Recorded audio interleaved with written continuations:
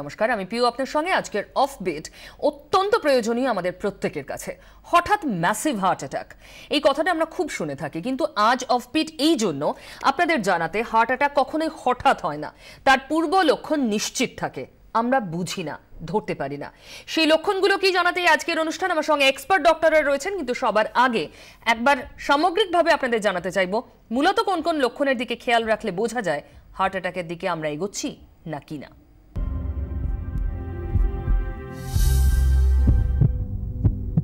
Heart অ্যাটাকে মৃত্যুটা এখন আকছাড় ঘটে, বয়স মানে না। 30-এর তরতাজা প্রাণও নিমেষে চলে যেতে পারে। তবে বুকে শুধু চিনচিনা ব্যথাই নয়, হার্ট অ্যাটাকের লক্ষণ একাধিক। চিকিৎসকদের দাবি, হার্ট অ্যাটাকে মৃত্যুর যতগুলি ঘটনা ঘটে তার মধ্যে 70% মানুষের বুকে ব্যথা ছাড়া অন্য লক্ষণগুলি বেশি প্রকট হয়। সেই লক্ষণগুলি হার্ট অ্যাটাকের বার্তা দিয়ে যায়, কিন্তু সচেতনতার অভাবে সেই সব লক্ষণ উপেক্ষা করেন অধিকাংশ মানুষ। হার্ট অ্যাটাক সাধারণ আর 10টা রোগের মতো নয়। প্রথমে খুব সাধারণ লক্ষণ দেখা দিলেও অবহেলার কারণে পরবর্তীতে তা বিপদের কারণ হয়ে দাঁড়ায়। কি সেই লক্ষণ? আমেরিকান হার্ট রিসার্চ অর্গানাইজেশন এই লক্ষণগুলি সম্পর্কে একটি সাম্প্রতিক রিপোর্ট দিয়েছে।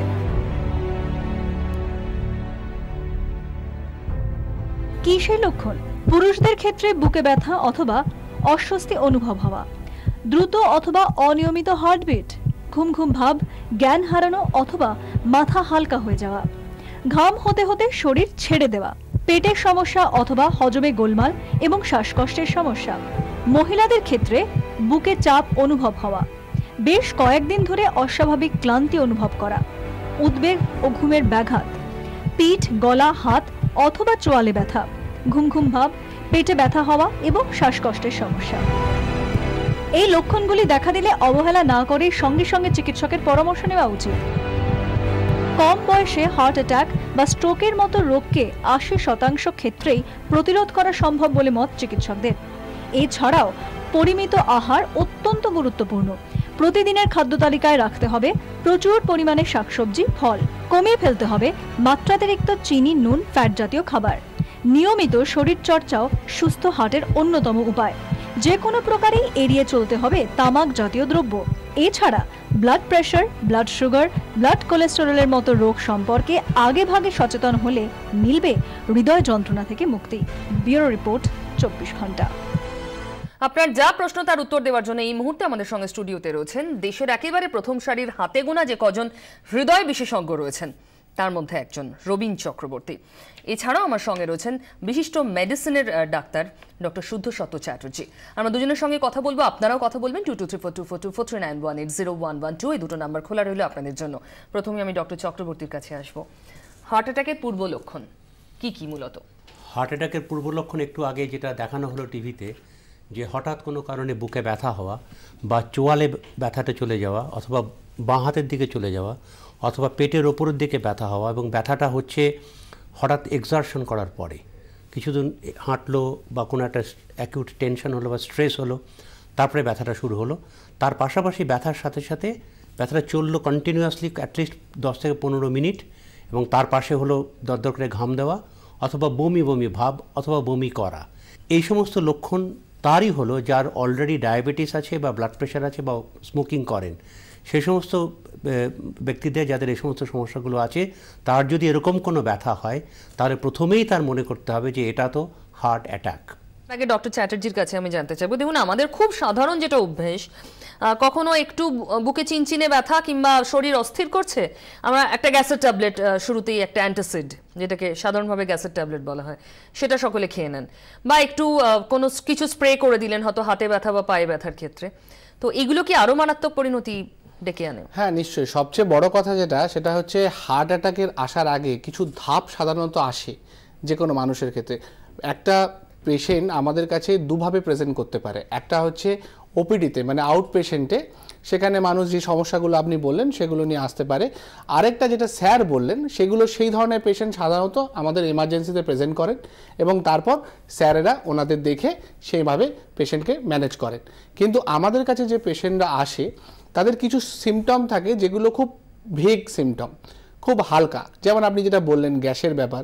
এছাড়া তারা বলে যে বুকে একটা আনইজি লাগছে, জল খেলে কমে গেল, কিন্তু আমাদের যেটা দেখতে হয় সেটা হচ্ছে যার যদি কোনো রিস্ক ফ্যাক্টর থাকে, যেমন ব্লাড প্রেশার, সুগার, তার সঙ্গে সে যদি ক্রনিক স্মোকার হয়, ধূমপান বেশি করে, বা তার ফ্যামিলি হিস্ট্রি আছে, ফ্যামিলি হিস্ট্রিতে কার্ডিয়াক প্রবলেম আছে, ব্রেনের স্ট্রোক আছে, সেই পেশেন্টদের কিন্তু আমাদের খুব ক্লোজলি দেখতে হয় এবং দেখে তাদের এই সিমটমগুলোকে ইভ্যালুয়েট করতে হয়। মানে তাদের নিজেদেরও বাড়তি তাদের সতর্ক নিজেদেরও থাকা সতর্ক উচিত। থাকতে হবে, স্মোকিংটা ছাড়তে হবে, ঠিকই। সবচেয়ে ইম্পর্টেন্ট। এবং আমি আবার আসবো কিন্তু তার আগে ডক্টর চক্রবর্তী, একজন বলেন ইকোর ইসিজি রিপোর্ট ভালো, তাহলে প্রশ্নটা খুব সহজ। ও বলেছে আমার পায়ে ব্যথা হচ্ছে এবং হাতে ব্যথা হচ্ছে, হিস্ট্রিটা শুনে একদমই মনে হচ্ছে না যে এটা কার্ডিয়াক পেন, তাই না? এটা মনেই হচ্ছে না যে এটা কার্ডিয়াক পেন। কারণ ইসিজি করা গেছে, আমি জানি না ইকো আদৌ দরকার আছে কিনা। যদি সেখানকার ডাক্তার মনে করেন যে তার ইকো দরকার তাহলে করতে হতে পারে। এবং তার পাশাপাশি যে কথা আমাদের জানা দরকার যে ওই ভদ্রলোকের ডায়াবেটিস আছে কিনা, কোলেস্ট্রল বেশি কিনা, স্মোকিং করেন কিনা, তাহলে এটা একটা opportunity to exclude any cardiac condition. কিন্তু সেই ব্যথাটাই হার্টের ব্যথা কিনা বলা একদম 100% শিওর বলা যাবে না। তো প্রথম প্রশ্নটার উত্তর যেটাও বললো সেটা হচ্ছে যে অল্প বয়সে 28 বছর বয়সে হার্ট ওবেসিটি আছে 28-30 বছর বয়সে, 30 বছর বয়সে হতে পারে কিনা। উত্তর হচ্ছে যদি ওর ফ্যামিলি হিস্ট্রি থাকে তাহলে হওয়ার সম্ভাবনা বেশি থাকে। যদি তার সাথে কোলেস্ট্রল বেশি থাকে, যদি বিশেষ করে খুব অল্প বয়সে একটা ফ্যামিলিয়াল হাইপার কোলেস্ট্রলিমিয়া বলে একটা অসুখ আছে, যেটা খুব অল্প বয়সে হয়, খুব অল্প বয়সে, জন্ম থেকেই কোলেস্ট্রল খুব বেশি থাকে এবং খুব অতিরিক্ত পরিমাণে বেশি থাকে। তার পাশাপাশি যদি এই সমস্ত পরিবারে যদি কারো হার্টের অসুখ থাকে এবং উনি যদি 28 বছর বয়সের আছেন, উনি হচ্ছে খুব অল্প বয়স থেকে স্মোকিং করছেন বা তার সঙ্গে ওবেসিটির সঙ্গে ডায়াবেটিস আছে, তাহলে কিন্তু ওনার হার্টের অ্যাটাকের সম্ভাবনা, আমি বলবো কমপক্ষে ওনার যদি এই রিস্ক ফ্যাক্টরগুলো থাকে কিছু না হলো 40 to 50%। 50 বছর বয়স, বারবার ঘাম হচ্ছে, উইক হয়ে যাচ্ছে, যদি ওনার একটা ইভ্যালুয়েশন ডেফিনেটলি লাগবে। অনেকগুলো কারণে হতে পারে, থাইরয়েডের কারণে হতে পারে, হাইপোথাইরয়েডিজম একটা কারণ, এমনি পশ্চারাল হাইপোটেনশন হতে পারে, ডায়াবেটিস থাকলে অটোনিমিক নিউরোপ্যাথির জন্য এগুলো হতে পারে। কিন্তু ওভারঅল ওনার কিন্তু একটা কার্ডিয়াক ইভ্যালুয়েশন লাগার কথা, ওনার একটা ইসিজি, একটা ইকো দরকার পড়লে ওনার একটা টিএমটিও করার প্রয়োজন হতে পারে। শুধু চিকিৎসকের পরামর্শ নেওয়াটা খুব গুরুত্বপূর্ণ। এবং ওনার 50 বছরে এমনি আইডিয়ালি প্রত্যেক মানুষের বছরে একবার করে হেলথ চেকআপ করা উচিত, সেটা ওনার করা উচিত। নিশ্চয়ই। আমার আজকের এই আমাদের প্রোগ্রামটার সঙ্গে খুব অ্যাপ্রোপ্রিয়েট। সেটা হচ্ছে যে হার্ট অ্যাটাক হওয়ার আগে কিন্তু অনেকগুলো সিমটম থাকে যেগুলোকে মানুষ হয়তো বুঝতে পারে না, একদম কেমন। এবং সেইগুলোই হচ্ছে এই যে ওই যে আগে ভদ্রলোক প্রশ্ন করলেন যে হাতে ব্যথা হচ্ছে, পায়ে ব্যথা হচ্ছে, তার যদি কোনো রিস্ক ফ্যাক্টর থাকে ডেফিনেটলি তার ইনভেস্টিগেট করা উচিত। সিমিলারলি এনার যদি ইসিজি নর্মালও থাকে তাহলে ট্রেডমিল বলে একটা পরীক্ষা আছে, ট্রেডমিল করলে অনেক সময় ধরা পড়ে যাবে যে সত্যি যে নির্দিষ্ট পরিমাণে হাঁটতে গেলে বা তার কম হাঁটতে গেলে তার হার্টে অক্সিজেন কম যাচ্ছে কিনা এবং সেটা অ্যাবনর্মাল হচ্ছে কিনা, যেটাকে আমরা ডাক্তারি পরিভাষায় বলি ট্রেডমিল পজিটিভ হওয়া। কেমন ইকো কিন্তু প্রথমে খারাপ হবে না, ইকো তখনই খারাপ হবে যখন হার্ট অ্যাটাকটা হবে, মানে মাসলটা ড্যামেজ না হওয়া অবধি কিন্তু ইকোটা নর্মাল পাওয়া যায়। বেশিরভাগ মানুষই পূর্ব লক্ষণগুলো ধরতে পারেন না, এরকমই কয়েকজনের সঙ্গে আমরা কথা বলেছিলাম, শুনুন। কোনো সিমটম কোনো অ্যারাইজ করেনি, না না না না না না কোনোদিন এসব কিছু হয়নি, হঠাৎ একদিনই হয়ে হলো। Discomfort feeling all time, there is small pain is coming. আমার কোনো ঘাম হলো না, কোনো টান পড়ছে না। আমার হাতে ব্যথা হতো, যেমন কোনো কাজ করতাম হাতে ব্যথা হতো, আবার আমার পুরো গলা থেকে মুখ দাঁতের পর্যন্ত যন্ত্রণা উঠতো। আমরা আরো এক হৃদরোগ বিশেষজ্ঞের সঙ্গে কথা বলেছিলাম, ডক্টর বিনায়ক দেব, শুনুন তার পরামর্শ। মাত্র 30% পেশেন্টে যাদের হার্ট অ্যাটাক হয় ওদের বুকের মাঝখানে ব্যথা হয়, বাকি 70%-এর কিন্তু বুকে ব্যথা নাও হতে পারে। তাদের চোয়ালে ব্যথা হতে পারে, তাদের পিঠে ব্যথা হতে পারে, তাদের হাতে ব্যথা হতে পারে। পার্টিকুলারলি মহিলাদের যখন হার্ট অ্যাটাক হয় তাদের কিন্তু অনেকেরই বুকে ব্যথা হয় না। যখন এই সিমটমসগুলো হচ্ছে তখন তার সাথে যদি ঘাম হয় তাহলে কিন্তু বুঝতে হবে যেটা হার্টের সমস্যা হবার সম্ভাবনা খুবই বেশি। আমাদের যে প্রত্যেকটা এই হাসপাতালে যে হার্ট চেক আপ প্রোগ্রামগুলো, সেগুলোর মধ্যে কিন্তু ভিড়টা যাতে বেশি হয়। আউটডোরে ভিড় মানেই কিন্তু বুঝতে হবে যে আপনার কিন্তু বাড়িতে আগুন লেগে গেছে। ওই জায়গাগুলোতে যদি আপনি ভিড়টা হয় তখন বুঝবেন যে অ্যাকচুয়ালি সচেতন মানুষরা ওখানে যাচ্ছে। খুব দরকারি কথা বলেন ডক্টর দেব। ডক্টর চ্যাটার্জির কাছে আমি জানতে চাইবো, ধরুন এই যে এক মহিলা বলেন হাতে খুব ব্যথা হতো, ওটাই ওনার পূর্ব লক্ষণ, উনি নিজে আইডেন্টিফাই করতে পারেননি কিন্তু পরে বুঝেছেন। সাধারণ হাতে ব্যথা, কাঁধে ব্যথা, এগুলোকে আমরা আলাদা করব কি করে, যে কোনটা এমনি ব্যথা কোনটা হার্ট অ্যাটাকের লক্ষণ? না, তার সাথেও যে বললাম রিস্ক ফ্যাক্টরগুলো দেখে নিতে হবে। কারো যদি diabetes, hypertension, family history, smoking, তার সাথে খাবারের অনিয়ম এবং 40-র ওপর এজ, এমনিতে আমরা দেখছি 30 বছরও হার্ট অ্যাটাক হচ্ছে বা তার কমেও হচ্ছে, কিন্তু মূলত যেগুলো আছে এই 5টা পয়েন্ট যদি কারোর সঙ্গে থাকে তাহলে তার কিন্তু হাত ব্যথাটাকেও যথেষ্ট গুরুত্ব নিয়ে দেখতে হবে এবং সেটার জন্য ডাক্তারের কাছে যেতে হবে এবং কিছু পরীক্ষা নিরীক্ষা তার পরামর্শ নিয়ে করতে হবে।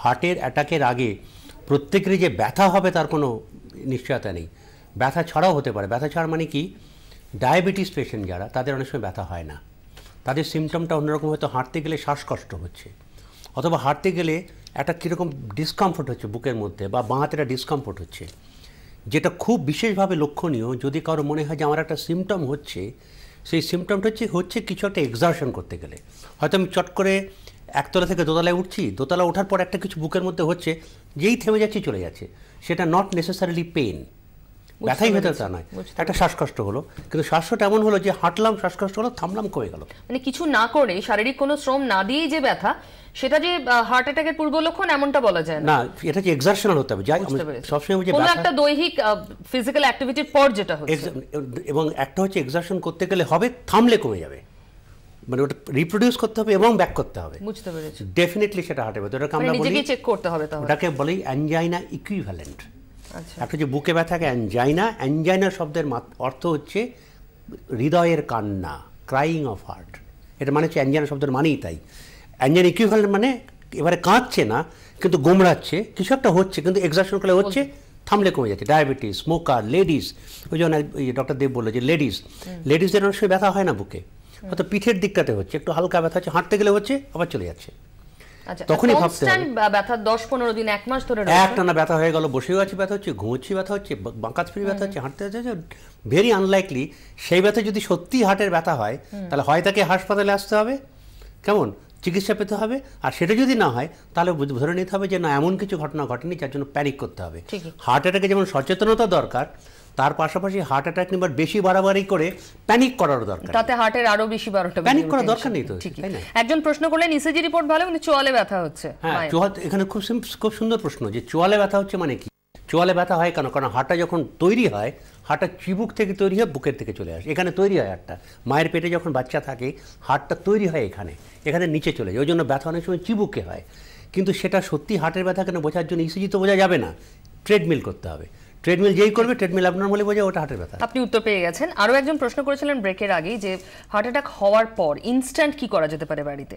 এটা খুব ভালো প্রশ্ন। যেটা হচ্ছে কি করা যেতে পারে, যেটা করা যেতে পারে না, ইগনোর করতে হবে, যে ঠিক আছে এটা হার্ট নয়, অত পাশের বাড়ির কেউ ভদ্রলোক সে ডাক্তার নয়, সে বলে যে গ্যাসের ওষুধ খেয়ে নিলাম, তারপরে গ্যাসের ওষুধ খেলাম, গ্যাসের কাজ হলো না, তারপরে জেলুসিল খেয়ে কোনো একটা অন্য কিছু একটা ডাইজেস্টিভ এনজাইম খেলাম, তুলসী পাতা জল খেলাম, কিচ্ছু হবে না। যদি মনে হয় যে এটা হার্টের অ্যাটাক, টাইম ইজ মাসেল, সময়, তখন যত সময় যাবে তখন কিন্তু হার্টের অ্যাটাক বাড়বে, যে ড্যামেজটা হবে সেটা জীবনে ফিরবে না। সুতরাং সঙ্গে সঙ্গে কোনো একজন ডাক্তার, যে কোনো ডাক্তারকে ডাকতে হবে, দেখে জেনে নিতে হবে এটা হার্টের ব্যথা নয় তো। আর যদি সেটা মনে হয় হার্টের ব্যথা, আজকালকার দিনে খুব সহজে টেলিফোন করা, হাসপাতালে পাঠানো এবং সঙ্গে সঙ্গে কোনো একজন পাশের ডাক্তারকে ডেকে একটা ইসিজি করা। আজকাল হোয়াটসঅ্যাপের যুগ, সঙ্গে ইসিজিটা হোয়াটসঅ্যাপ করে কোনো একজন ডাক্তারকে পাঠিয়ে দেওয়া, দেখে নেওয়া একটা হার্টের ব্যথা কেন। যদি হার্টের সমস্যা হয় সঙ্গে সঙ্গে হাসপাতালে যাওয়া। Time is muscle, delay is denial. যদি আমি দেরি করি আমি চিকিৎসাকে অস্বীকার করছি। তো একটা কথা খুব পরিষ্কারভাবে সকলে জানা দরকার, অ্যাঞ্জিওগ্রাম মানেই কিন্তু বাইপাস সার্জারি নয়, অ্যাঞ্জিওগ্রাম মানেই কিন্তু অ্যাঞ্জিওপ্লাস্টি বা বেলুন সার্জারি নয়। অ্যাঞ্জিওগ্রাম মানে হচ্ছে সঠিক রোগ নির্ধারণ। 100 জনের যদি অ্যাঞ্জিওগ্রাম করা হয়, হার্টের অসুখ যারা আছে তাদের যদি 100 গ্রামের অ্যাঞ্জিও করা হয়, সার্জারি হয় মাত্র 10 জনের, অ্যাঞ্জিওপ্লাস্টি বা বেলুন সার্জারি 20 জনের, বাকি 70 জন ওষুধে ভালো হয়ে যায়, কিন্তু 100 জনের প্রত্যেকেই সঠিক চিকিৎসা পায়। ঠিকই।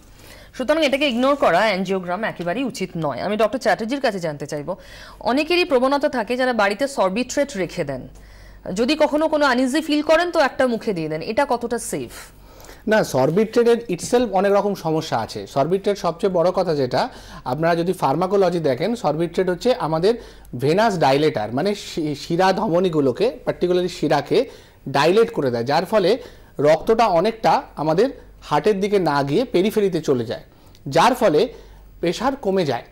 তাই সরবিট্রেট ডেফিনিট ডায়াগনোসিস ছাড়া ইউজুয়ালি খাওয়া উচিত না। হ্যাঁ, একজন পেশেন্ট অলরেডি কার্ডিয়াক পেশেন্ট, তার হার্টের সমস্যা আছে, তার চেস্ট পেন হচ্ছে, তার নেওয়া যেতে পারে। কিন্তু যার কোনো কিছু নেই, সে সবসময় বুকে ব্যথার জন্য যদি সরবিট্রেট নেয় সেটাতে কিন্তু লাভের থেকে লোকসান হতে পারে। আরেকটা জিনিস হয় সেটা হচ্ছে প্রচন্ড মাথা যন্ত্রণা। সরবিট্রেট খেয়ে কিন্তু অনেকের প্রচন্ড মাথা যন্ত্রণা হতে পারে। তাই সরবিট্রেট ওভারঅল ওষুধ হিসেবে যদি আমরা ঠিকমতো ব্যবহার না করি মোটেই ভালো ওষুধ নয়। তাই একদম ডাক্তারি পরামর্শে প্রয়োজন অনুসারেই নেওয়া উচিত। মানে প্রেসক্রিপশন ছাড়া সরবিট্রেট কখনোই ব্যবহার করা উচিত না। প্রেসক্রিপশন ছাড়া বিক্রি করা উচিত না। অনেক ধন্যবাদ আপনাদের দুজনকে, সময় শেষ, আর অনুষ্ঠান এগিয়ে নিয়ে যেতে পারছে না। একটাই কথা শেষে বলবো, লক্ষণগুলো চিনুন এবং নিজে সুস্থ থাকুন। দেখতে থাকুন 24 ঘন্টা।